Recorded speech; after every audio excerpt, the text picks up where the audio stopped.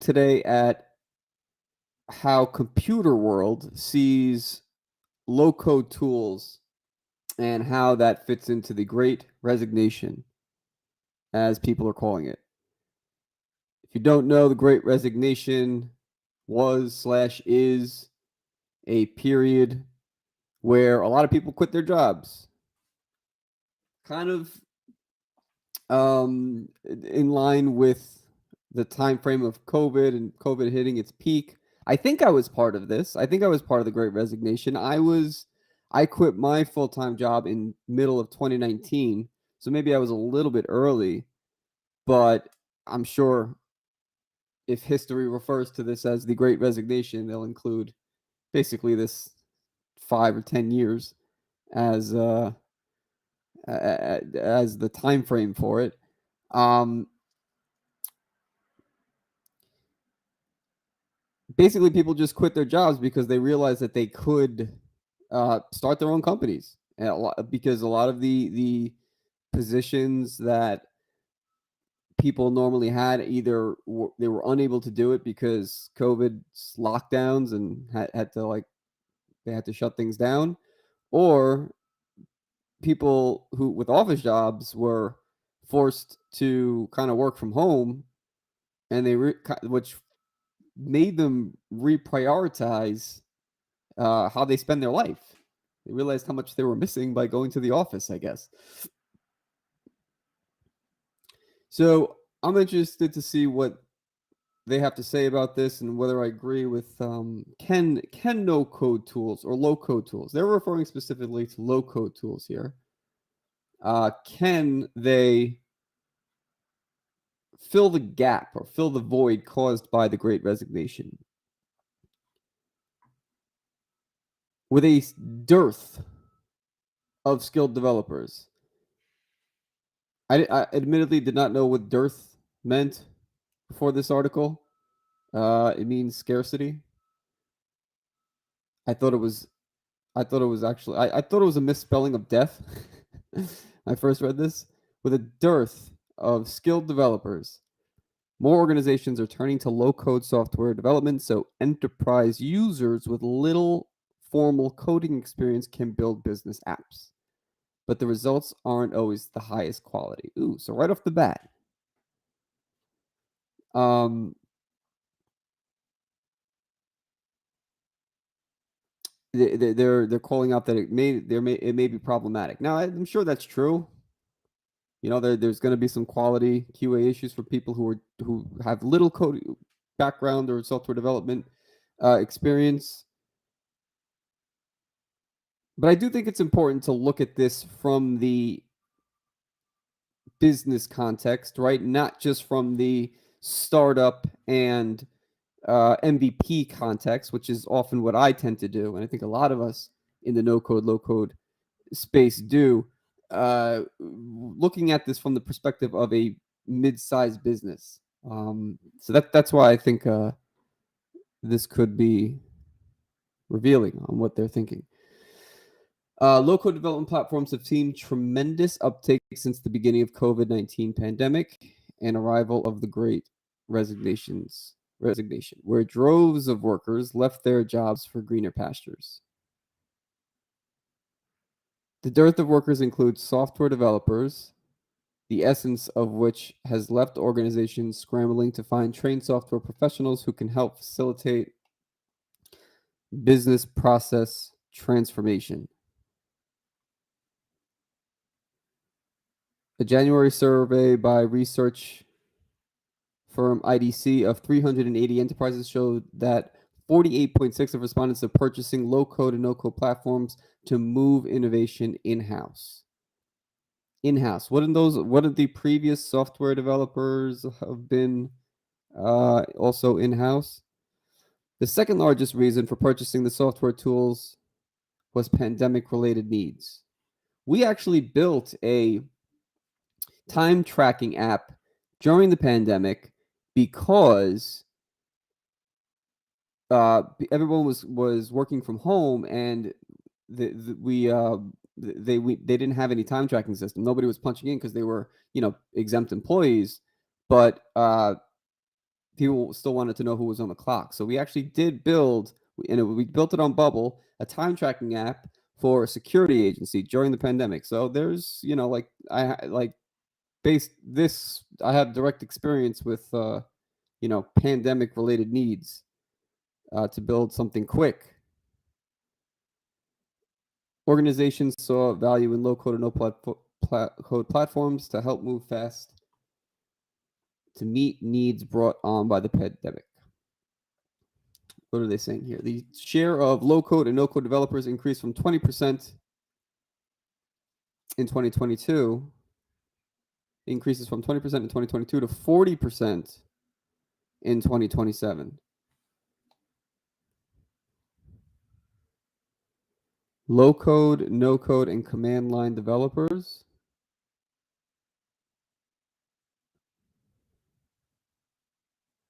Command line developers. What is that? What is a command line developer? Is that a traditional developer? It seems like that is increasing here based on this chart.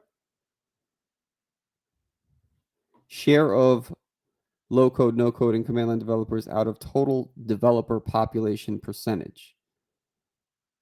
See, these names, they're confusing.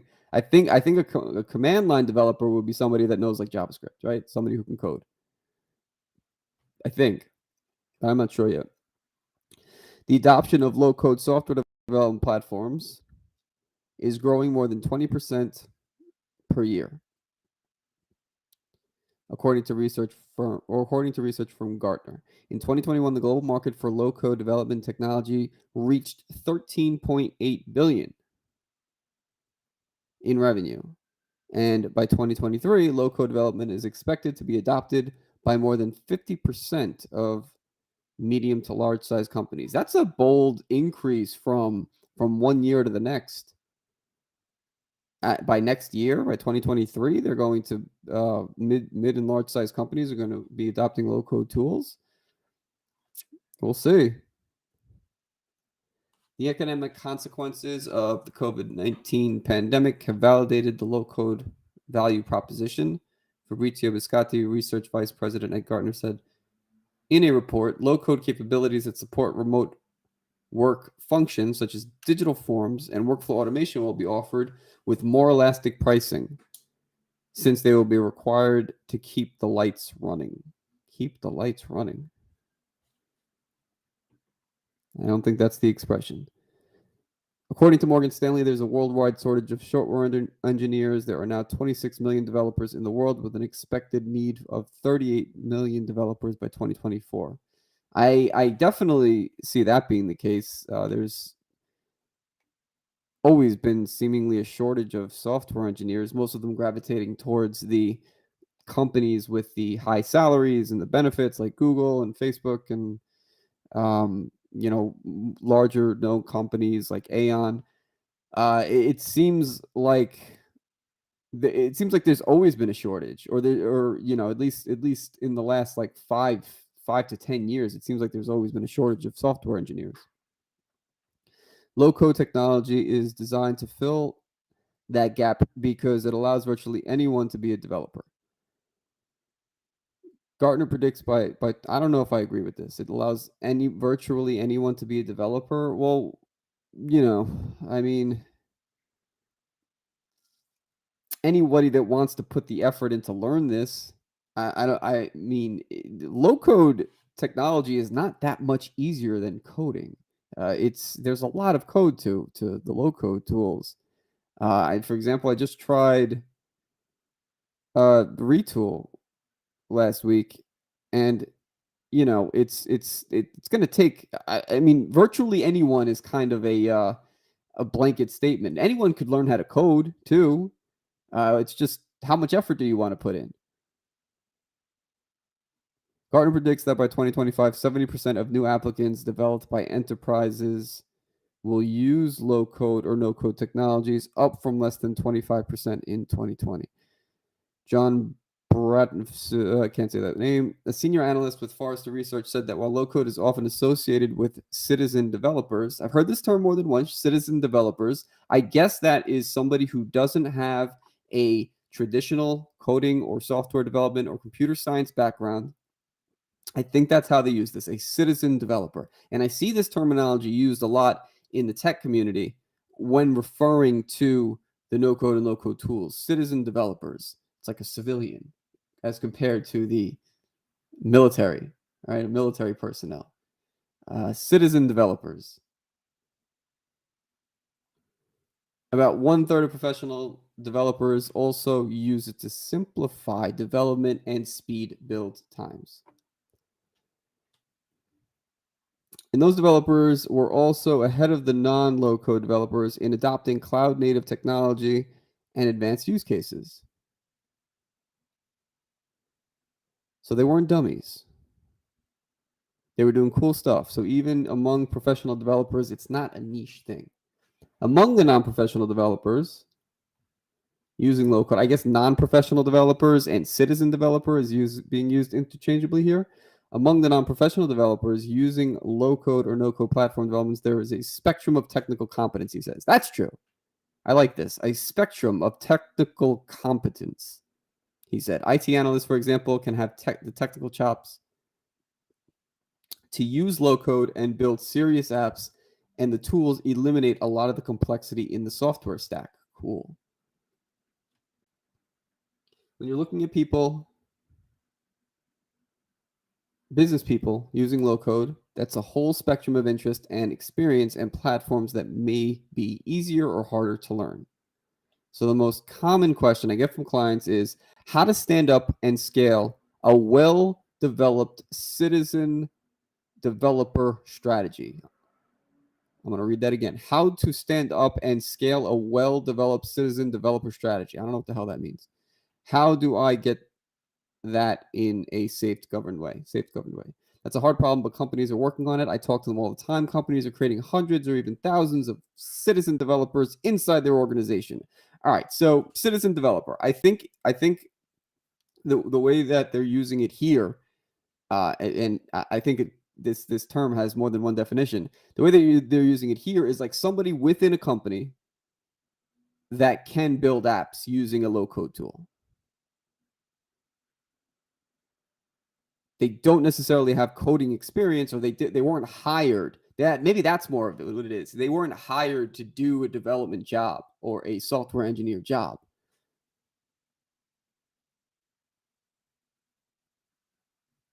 But they're now able to build applications because of these options. I think that's what citizen developer means in the internal business context. It's just a weird term. Citizen developer. Citizen of what? Assuming an organization has people with some expertise in app production who know what the business wants, low code, no code options do make it possible to leverage more people for development than by running everything through the DevOps group. Jack Gold, founder of Principal Analyst Research Team and research firm J. Gold and Associates. Yeah, like I think one of the great things about using a low code tool internally in a business is that you don't have to go through these multiple layers of development teams. Somebody who has the domain experience to they understand a problem very deeply. They don't have to convey that to a development team. That's like the hardest thing to do. It's like conveying what you know and what would be a good idea to build, and conveying that to people who are technical, who don't care about that idea. They don't care. They don't see why this is a problem firsthand. It must be frustrating because the dev team is like, yes, we get what you want, but like we don't have the same stock in what you're building, and plus we're getting thousands of other inquiries from other departments, and we're gonna have to prioritize you. So I can see why, like, the citizen developer being able to just do this, they see the problem, they have the idea, and they can build it with low code. It makes everybody happier. Given that the average queue time for new apps is potentially months or longer, and in many cases, only about 15 to 20% of requests get completed, being able to get something, even not even if not optimum, but good enough in a matter of days, perhaps, or even hours, is a huge plus. Yeah, exactly. It also enables rapid change in business, where things can often change often, and you don't have the time to get app changes done by DevOps. That's why apps like Microsoft Power Platform have such great potential to enable apps for organizations that they never would get if they needed a full-blown development effort.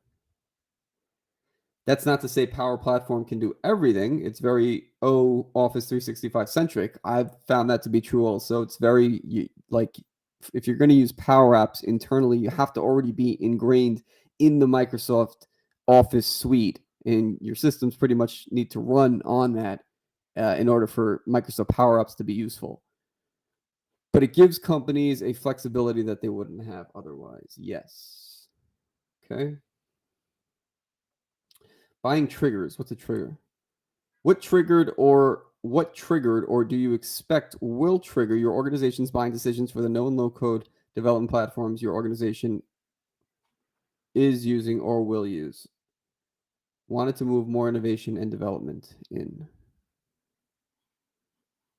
is the highest reason here, the highest scored reason. Moving innovation and development in-house away from outsourced is the top reason to invest in low code and low code development platforms. Interesting that they're calling this out here. I don't see how if the development was already outsourced, why would the great resignation have affected that if these, like if you have internal developers, it's kind of weird. I don't really understand how this relates. Pandemic related needs comes in at number 2. Organizations saw value in low code and no code platforms to help move fast to meet needs brought on by the pandemic. The ability to integrate with legacy systems while moving software innovation to the cloud is the third most highly rated reason, indicating the ability of low code and no code platforms to meet enterprise integration requirements. The remaining set of reasons, from reskilling and upskilling to new use cases and faster timeframes, were cited by more than a third of respondents. The exception is the new use cases for AI, with 29% indicating it was a buying trigger. IDC sees this to use case of value to early adopters and expects it to grow quickly within the next 12 to 24 months. All right, a rising number of low-code platform users. Gartner research said that on average, 41% of employees outside of IT or business technologists customize or build data or technology solutions themselves. Gartner predicts that half of all new low-code customers will come from business buyers that are outside an IT organization by the end of 25. So, I mean, this is like Emmanuel and Josh's dream come true, right? It is democratizing software development to people who don't know how to code. It's moving outside. This is literally what they described as what their vision is with Bubble, and Computer World is saying that this is happening or it's going to happen. Results from global survey by Salesforce MuleSoft show 93% of CIOs say that the Great Resignation has made it harder to hire skilled developers. And 91% of organizations say that they need solutions that automate key processes for developers so that they can do more with less. According to IDC's data, 39% of 380 enterprise respondents plan to use low-code and no-code development platforms over the next 2 years, and 9% are already using them.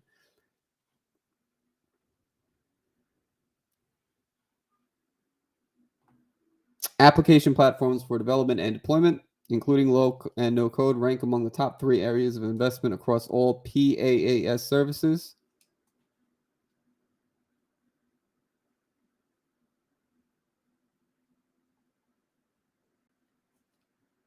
Additionally, application platforms for development of business apps, including low code and no code, ranked among the top 3 areas of investment across all platform as a service providers. According to IDC survey, nearly half of the respondents, 45%, indicated they expect to boost spending on app development during the next 2 years. All the major software as a service vendors currently provide capabilities that incorporate low-code development technologies, according to Gartner. Top low-code ventures, including Appian, Retool, Salesforce Platform, Creatio, that's a good name, Oracle Application Express, and ServiceNow App Engine. So these are the tools that the enterprise or Fortune 500 and mid to large corporations are looking at. Appian, Retool, Salesforce Platform. I guess Salesforce has its own low-code tool. Creatio, Oracle Application Express, and ServiceNow App Engine. They mentioned Retool. Retool is the one that I can't remember the name of the author of that article now. Code Store. Code Store called out as being one of the dominant players in the enterprise no-code, low-code space, right? So the ones that the larger companies are likely to adopt. So it's the second time that I'm seeing this. As SaaS grows in popularity and these vendors are increasingly adopted, the low-code market will see commensurate growth in low-code application platforms and process automation tooling. Gartner said in its report. Why low-code is now an option. Organizations traditionally have two paths to get business software. Ooh, this is interesting. They could buy it from a vendor or lease it from a SaaS provider, or they can build it in-house. Like a custom suite, creating a business application internally means it's tailored to uniquely fit enterprise requirements. It also typically takes longer to create and costs more than just buying software off the shelf, as it were. Low-code development tools abstract away the more commonly used code base and replace it with a graphical user interface or visual. What you see is what you get interface to build an application. No-code tools simply refers to the abstraction of all code bases into GUIs.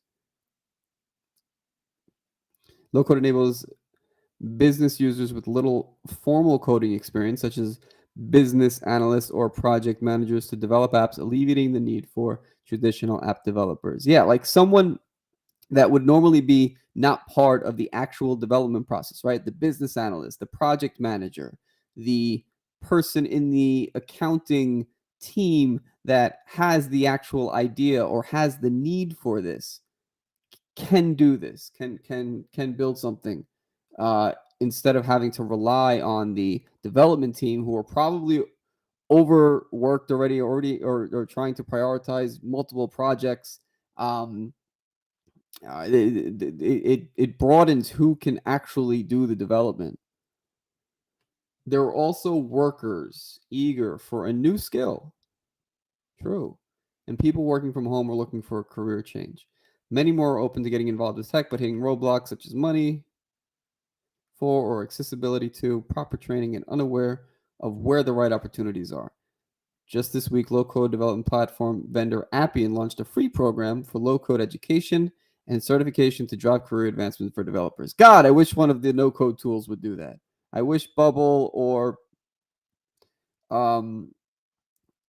Zapier or one of them would just put out, or Xano. I think Xano actually may have a certification. I'm not sure.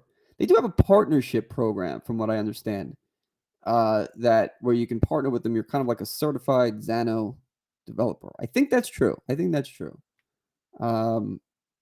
I wish more platforms were doing that. I wish more platforms were certifying the developers that really want to go the extra mile. Digital transformation adds to the pressure to deliver apps. Digital business acceleration is putting pressure on IT leaders to dramatically increase app delivery speed and time to value. The rising demand for custom software solutions to support digital transformation sparked the emergence of citizen developers outside of IT, which in turn spurred the rise in low-code use. Coming next, the rise of no-code. The composable nature of low-code development enables the creation of everything from data model and business logic to workflows and the user interface. Along with it, another popular development tool is called no-code. Fundamentally, there is no such thing as no code. Ah, yes. Thank you. Thank you for saying that. There isn't. There's no such thing as no code, even though we say it all the time. First, it implies that such tools are for non-professional developers. Developers are often use no-code or low-code tools in order to reduce the time it takes to produce software. No-code is also an inaccurate marketing label. Ooh, I'm liking this article more and more as I read it. Just like Salesforce slogan of no software. Gartner wrote in February research, there is always code and software running somewhere, just hidden. Right, just what the end user is seeing. Application and software engineering leads are bombarded by low-code and no-code vendors promising speed and ease of use, and business unit leaders are demanding more of these tools. So business technologists, identified as technology producers who do not report to IT, can produce apps and automations to meet business needs. No-code does not necessarily mean no technical skills are needed. Oh, thank you for calling that out. Thank you. Tools that are positioned as no-code aim to provide all of the building blocks for customers, usually on an ongoing release basis. These vendors try to offer assembly blocks small enough so that developers can assemble a bigger custom application component if needed, but writing code is not allowed. No code implies that no programming language is used, but even some visual modeling tools require technical expertise or understanding of programming metaphors. Not just specifically like the syntax, I would say, but a broader understanding of development and logic in a way that a computer will understand it. That does not go away, no matter what tool you're using. Yes, it makes it easier. Yes, these tools make it easier, but you still have to think like a machine in order to do things with any of these tools.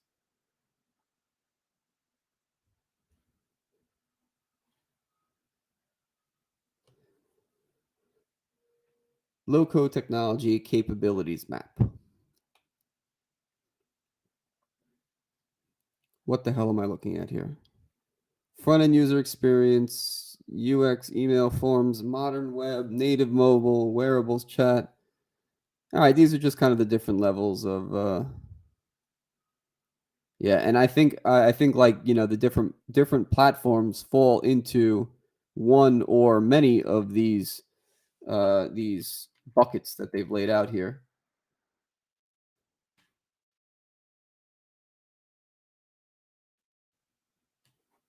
So it seems like Gardner is the major source of this article too. They're kind of summing up probably a study that Gardner did.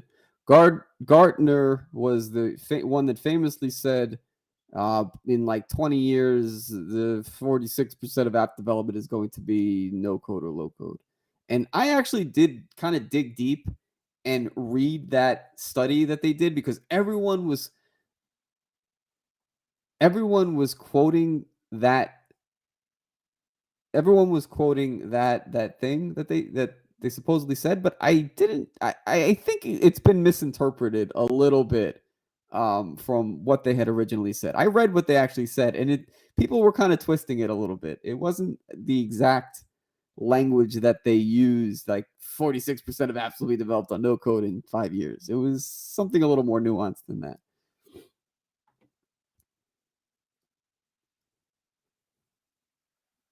Low code development platforms, according to Gartner, user interface capabilities. The development tool can include support ranging from fixed application user interfaces, communication mechanisms such as email messaging, simple web mobile forms, to multi experience, including artificial intelligence, AI driven chatbots, augmented reality, AR and wearables, data.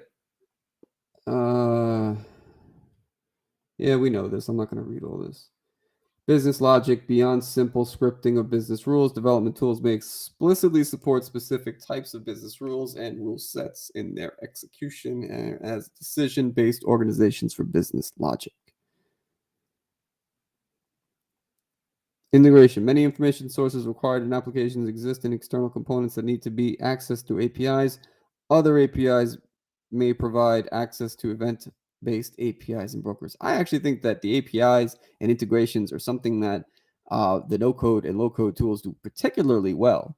It's very easy to integrate with third parties with these tools, the API connector and Bubble, all of the different modules that Make has set up, all of the different apps that Zapier lets you connect to. There's just so many. There's a big focus on integrations with these tools, which I think is important. I think it's very important. If they didn't integrate well with other platforms, I don't see how they would be usable. Gold offered a word of caution when it comes to expectations for the usability of low code and no code platforms. While many vendors talk about non professional and citizen developers, what are the difference between those two? What is a non professional and a citizen developer? It's really all about users knowing what they want to do and being able to put together a useful piece of software to do it. This right here, this is my favorite thing, probably in this whole article. It's really about knowing what they want to do and being able to put together a useful piece of software. At the end of the day, all of these things that we, like kind of are arguing about back and forth about the best way to build software, the best use case, and or the best, whether you need a traditional stack for this use case or you can use a no code or low code tool to build what you want. It really doesn't matter if it's not a useful piece of software. That should be the guiding north star of what we choose to build. Is it useful to anybody? And if it is, then who the hell cares how it's built? An employee can be handled Microsoft Office with Word, Excel, and PowerPoint, but if the worker does not know how to write well or create proper spreadsheets, the output is not going to be very useful to anyone else but you. The bottom line is that low code and no code tools provide an opportunity for companies to implement solutions relatively quickly and leverage many citizen developers, but the quality of those solutions will depend on the ability of the person producing it to define and implement. Yeah, I agree that there's definitely a lack of standard in terms of quality when in low code, no code in this space, across freelancers, across agencies. There's really no one saying that this is the proper way to do things. This is the security precautions that you should take when you're building a bubble app and setting up your privacy rules, or when you're using Xano, the proper way to authenticate. I mean, people are trying, right? So like Peter Emile's Ultimate Guide to Bubble Security, that is the start, I would say, of best practices and information that no one else is really collecting and putting out there. But there still is a lack of standard. There's no real standard that for all of us to follow in terms of building safe, scalable, secure applications. We're still figuring that out. Definitely.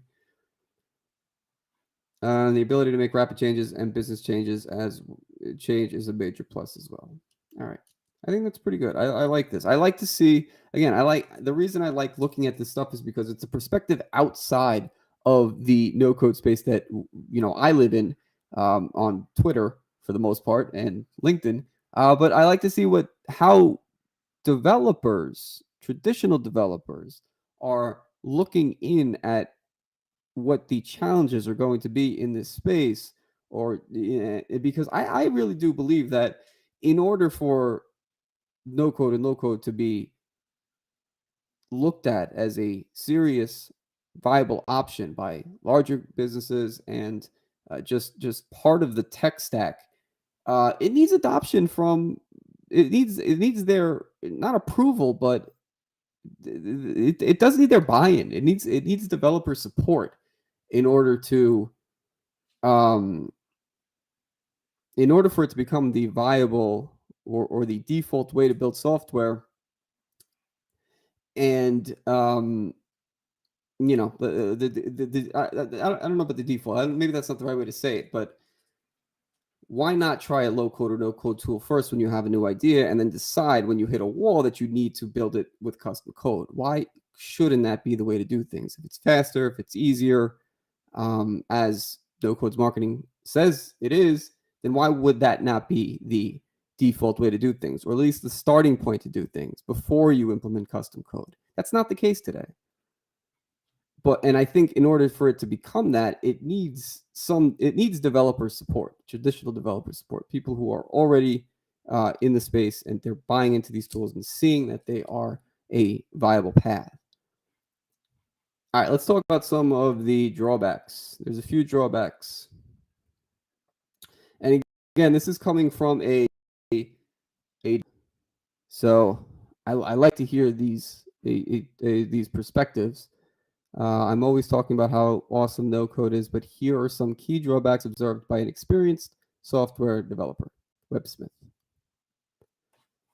Part 2 or 2. Previously, we talked about the benefits of no code. It's only fair that we talked about the drawbacks too.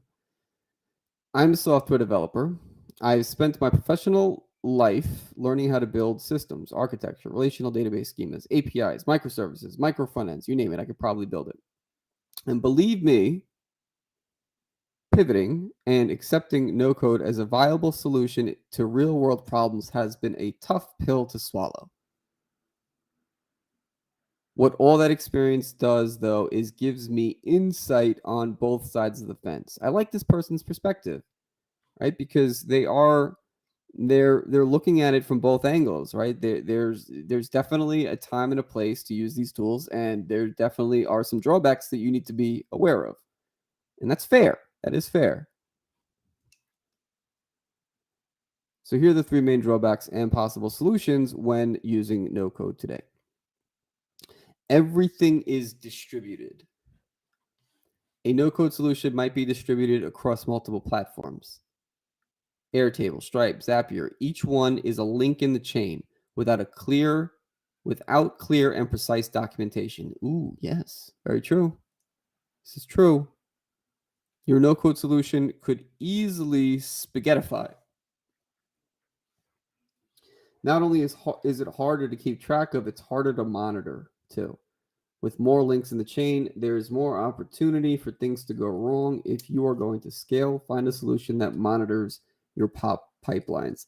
Okay, so I'm thinking about myself. Now, I don't know if this is also common among traditionally coded apps, but I'm definitely using multiple, not just integrations, right? So for one app, I'm trying to think of all of the different. I'm using Xano as the back end. I'm using Bubble as the front end. I'm using probably 7 or 8 plugins that all need to call a resource every time the app is loaded. All of those things, all of those components are a link in the chain, is what this person is saying. WebSmith is saying all of those components are a link in the chain, and when there are that many links, documentation is going to be very difficult, right? You can't just say like, oh yeah, the plugin that I use is this. It's like, well, what source code is that plugin referring to? Because anything that like something that goes wrong in that source code that you don't even have access to could potentially have a performance impact on your app. Third-party reliance. While it's true, full code solutions rely on third parties too, AWS, Cloudflare, etc. No code has another layer to contend with. Most of these no code providers are proprietary. This means that if a system goes down or purchased by Google and decommissioned, you're kind of out of luck. So have solid documentation and a backup plan. I don't know how documentation would help that. Say Google buys Bubble and then decommissions it. I don't know what documentation I could produce that would save that. Maybe the JSON file of that app. I'm not sure. But yeah, I mean, I think we sometimes I forget how reliant I am on Bubble, how much my life depends. It's a little dramatic. I don't want to say it like that. Not my life depends, but my livelihood. That's a better way to say it. My livelihood. I forget how much my livelihood depends on a company with under, like 100 people. Company has like 100 people. So that does creep up in the back of my mind every once in a while. It's like it's still a company that I'm relying on to make good choices, uh, good business choices and good technical choices, so that I can continue on the path that I'm going. So yeah, it makes me uncomfortable sometimes, but it's true. It's true, and it's something that we need to think about. I think that's also why it's probably not the best to go all in on one single platform, and putting all your eggs in one basket. Though, it's hard not to do that. Some things are just too hard. Look, no code is great, and you can probably solve problems of 80 to 90% of businesses you work with or work for. Having said that, there are things that are just too complex or have hard requirements that can't be avoided. Think banking or healthcare. These things demand a high level of logic, security, and precision that just isn't available or suitable with no code-based solutions. So the moral of the story, use the right tool for the right job and get building. There's definitely certain cases where no code or low code is not going to be the answer. And we have to be okay with that. We just have to accept that. It's a tool. There are tools. They're not the answer to every problem. There's some but I think what I can say is that there can be a no code component, even if the backend needs to be in SQL, right? And needs to run off of SQL queries. That maybe the front end can be coded in Bubble, or can be built in Bubble, or Retool, or whatever tool of your choice, right? I think that I want to know from the developer side, how many use cases need to be 100% custom coded and why? That would be a great answer to get. That would be a great conversation for somebody who is legitimately asking, not because I want to argue the point, but I want to understand why. Why would that be the case? Why would you need to 100% use custom code for the entire app, back end, front end, all the logic, all the integrations? Why would you need to do that? Is it because is there a technical reason for that, or is it just that is the traditional way to do things, and that is the talent that you have building whatever it is that you're building? The people that, or they already know Python, for example, so they're going to do it in Python. So I think in almost all cases, the decision on which direction to go and which stack to use is going to depend on the people around you and the skills that they have and that they're comfortable with. All right. I think that's all I got today. I'm going to check in tomorrow, same time. Same time tomorrow? Yeah, same time tomorrow. I'll catch you tomorrow. Thanks, everybody.